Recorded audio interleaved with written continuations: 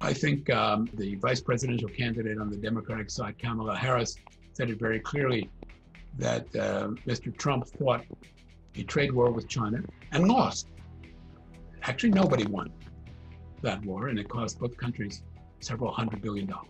The greatest weakness of the Trump administration, in my view, is the lack of coherence in its policy.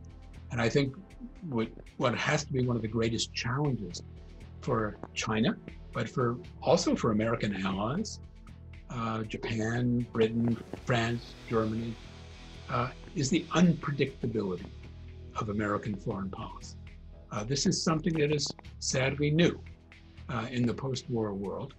The kind of areas of variance in American foreign policy on matters of principle was heretofore relatively small. But it has been, without precedent, a very unpredictable regime. That's number one. And number two, sadly, the Trump administration, there are so many people, Republicans and Democrats, in the American government who are deeply, deeply knowledgeable about China, some of them quite critical of China, who can assist the making of policy. The Trump administration, in its China policy, with one or two exceptions, who are well knowledgeable. This is not the A team of Americans who could advise the government on China. It's not the B team. It's, in academic terms, not even the C team.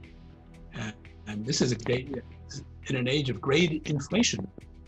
They get a very much lower grade than that.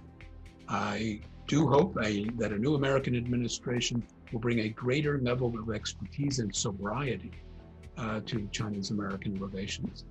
And I hope that those who are best equipped in China and most intelligent about the American system to advise the Chinese government are also given the greatest voice in helping China determine its policies.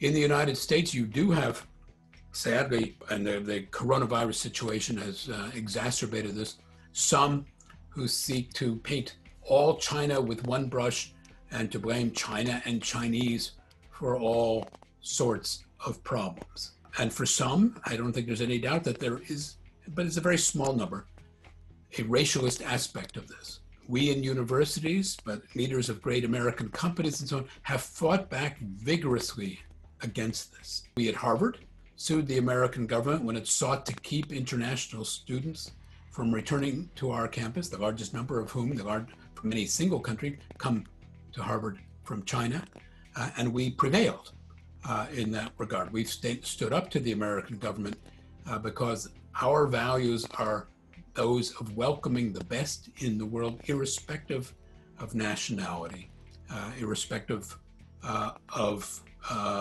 their land of origin. And so, just as McCarthyism had to be fought and defeated in the 1950s, if some elements of it remain strong and resurgent today, they also will need to be fought. But we have to recall that we are in a different world then. In the McCarthy period, the United States and China were at war, one with another, on the Korean Peninsula, in the Korean War. That's not the case today. We are at peace. And as many people say, this is the darkest time in Chinese-American relations. Well, those people don't know history. This is one of the better times in Chinese-American relations, but not in the rhetoric of Chinese-American relations.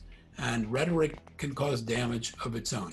It's time for a mature pullback on both sides from the rhetoric that has exacerbated the tensions between the two. I suppose many countries have the temptation, or governments have the temptation, to single out one foreign group and to use them as a target for mobilizing their own people against an external enemy. And some in the Trump administration see that as China.